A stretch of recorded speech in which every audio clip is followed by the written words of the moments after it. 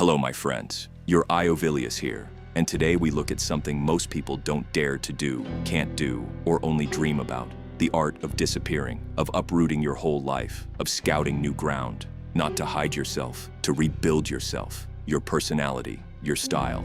That is your prison. And the only way out? You vanish, you rebuild, you return as someone new.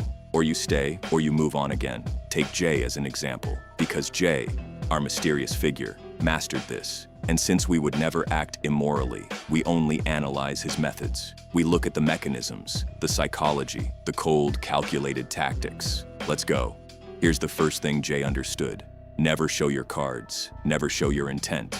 Jay knew that people react to what they see, not to what's real. Perception is reality, and you are the architect behind it. You can steer it and bend it to your advantage. So he built a facade, not a lie, a half-truth. And the mask is his to design. It depends on how you want to come across and what you choose to wear. The relaxed traveler is only one version. Laptop on the beach, an easy smile, a loose presence. It looked like freedom, but it could just as easily be the sharp businessman, the quiet student, the artist passing through. You pick the costume that fits the mission. Because behind that mask, something else was running. Not vacation mode, reconnaissance, costs, visas, safety, tax structures, the energy of the place, the opportunities, the threats, the people, the potential of the ground beneath him. The tourist looks for relaxation. Jay looked for leverage. He let people see what they wanted to see, a man enjoying life, while he quietly built the infrastructure of his next move.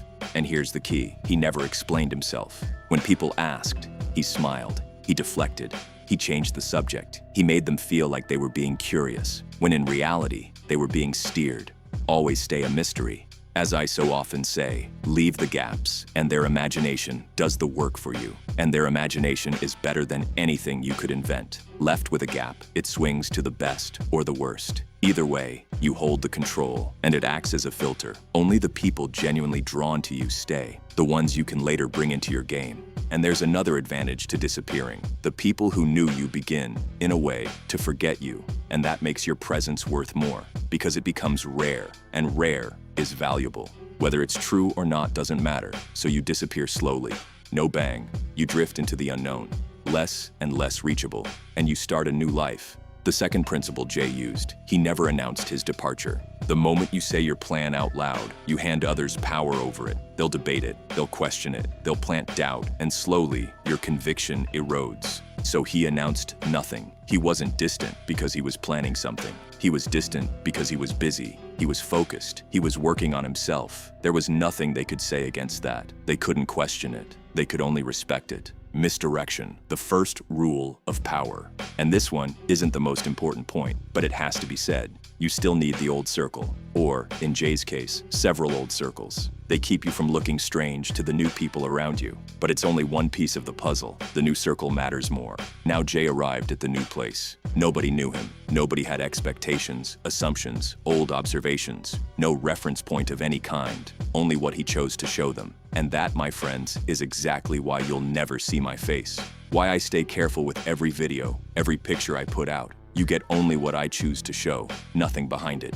Here's the third mechanism Jay used. People become what their environment reflects back at them. It's how our species became the apex predator, by the way, in case you didn't know. Though, I'll admit, looking around, it's sometimes hard to believe. But if every man actually reached his full potential, you'd see it plainly, and strip away the system that carries the weak, and they'd vanish soon enough. We got there not through claws or fangs, but through the brain, pattern recognition, planning, and the ability to communicate and cooperate in ways nothing else on this planet can. A different topic, but worth knowing, because it matters that you understand these things, and that you realize you have the ability to copy everything you see. That can be a gift or a curse. Maybe you've noticed it in some of the slaves around you. They don't really have a mind of their own. They just echo whatever's current. The latest shows, whatever nonsense is trending. Please, be different, and use this for yourself. How? That's not today's topic. One thing at a time. Anyway, let me put it more clearly. Your brain is a pattern recognition machine. It watches the environment, takes its cues from the people around you, and builds an identity that fits your surroundings. If everyone treats you as successful, you start to believe it. If everyone treats you as powerful, you start to act it. And if you're the idiot in the room, the ugly one, the powerless one, You feel that too. You know exactly what I mean. This is called social proof, and it's one of the most powerful forces in human psychology. So Jay built a new circle, deliberately. He found people who reflected the version of himself he wanted to become. The version he fed them, of course, not people who reminded him of who he was. He surrounded himself with ambition, with success, with the energy of growth, and with stepping stones that could help him climb. Or sometimes, just for the fun of it, something new whenever he got bored. Because sometimes it feels good not to be known, to be anonymous, to play your little games, to use your free will. Try it sometime. But to stay serious, here's the truth. He didn't just adapt, he constructed. He used the environment as a tool to reprogram his own brain so that over time, he would become what he had always wanted to be. He forced himself into the new person because the alternative was unacceptable. And that's the point. Generate enough pressure on yourself and it will work. The new circle confirmed the new identity. They reinforced it, they reflected it back, and slowly, the new identity became the only identity. That brings many advantages. What advantages, you ask? That's for you to choose. I can't hand them to you. Everyone has different needs. I only give you the basics. The old one? It faded. It became a story about someone he used to know. Something he'd look back on now and then with a touch of fondness. Change the mirror, change the self. But how Iovilius? First, you need the guts to leave it all behind and take the risk, to step into a new world with no knowledge and no support waiting for you. But that support comes quickly once you've arrived. Because people love an adventurer like Jay. Maybe they once dreamed of being one themselves. And once you're there, become part of the place. Not just a visitor. Learn its culture, its manners, its language. You don't have to be perfect. In time, it comes on its own. The more contacts you make, the more new ones follow. Or just walk out into the street and force people into conversation. You'd be surprised how often it works. Win trust and influence. That is your currency. When people trust you, they lower their defenses. They share information. They reveal their weaknesses. They hand you leverage. And leverage is power. This is called social engineering, one of the most effective forms of influence there is. If you want, I'll go deeper into it another time. Now let's look at the most powerful mechanism Jay used. Jay didn't discover his identity. He constructed it, consciously, by design, piece by piece. He asked himself, who do I want to become? What do I want to do? What habits would that person have? What would he wear? How would he speak? Who would he spend his time with? What would he tolerate? And what would he reject? Then he acted accordingly, not once, consistently, relentlessly. And here's the secret. He didn't wait until he believed it. He acted first. The belief followed. This is behavioral psychology. Your brain builds its beliefs out of your actions. Act like a powerful person, and your brain begins to believe you are one. Act like a successful person, and it believes that too.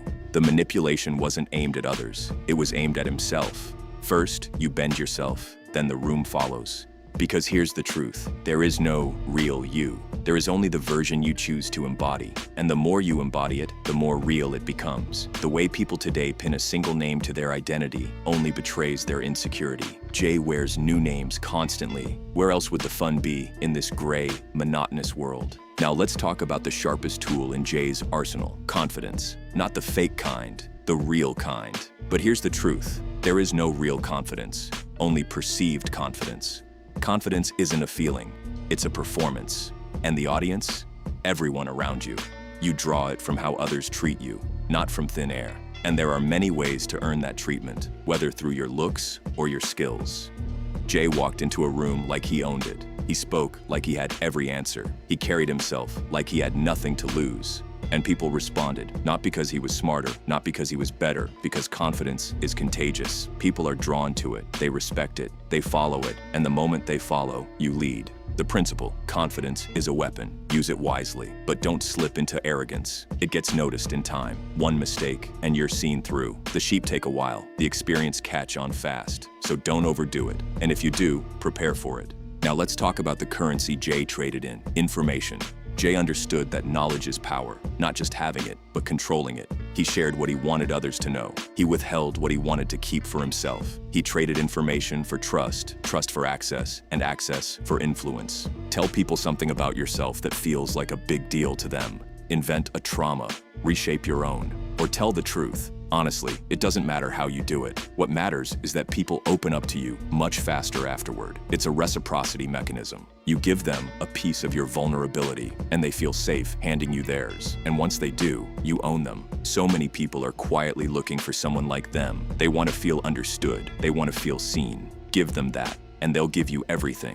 That's the game. He asked questions, not out of curiosity, but out of strategy. He learned people's weaknesses, their insecurities, their desires, their fears, and he remembered them, all of them, because one day he might need them, not to destroy, not to harm, but to move, to persuade, to position. The truth: information is leverage. Leverage is power. Never forget it. Let's slowly bring this to a close. The video ran far too long again. In case you noticed, I'm talking a little more than usual, because I finally have the time for it again. I hope you'll forgive me for my constant absence. I'll try to do more, and to run a different style. Back to my origins, more substance, fewer visual distractions, just my lessons and my stories for you. So, back to Jay's story. Jay had scouted the territory. He had vanished from the old circle. He had built a new mirror. He had adapted. He had constructed a new identity. He became a memory, and memories fade. But for the ones who truly love him, none of that matters. Know this: there are good people in your life. And as for the rest, spit on them. They're scum. And here's the truth: he was never really there. Not fully, not completely. He was always a ghost in his own life, always one foot out the door, always ready to vanish, always ready to start over. Because he understood something most people never grasp. Attachment is weakness, detachment is freedom, and freedom is happiness. What does that mean for you? Jay's story isn't a manual, it's a mirror. Look at your own life, your own environment, your own circle. Do they reflect the person you want to become, or do they hold you captive in who you used to be? Maybe it's time to believe in yourself and to choose your surroundings on purpose. The perfect victory begins in silence. No announcements, no debates, just movement. Do whatever you want. Screw everyone else's opinion. You are the architect of your reality, and whoever won't agree with you, destroy. Fuck them. I'm not popular when I say these things, but usually I'm right. Trust your instincts, stay one step ahead, and when the time comes to vanish, don't hesitate. The new you is waiting. Farewell for now, and as always, stay curious. Your Iovilius.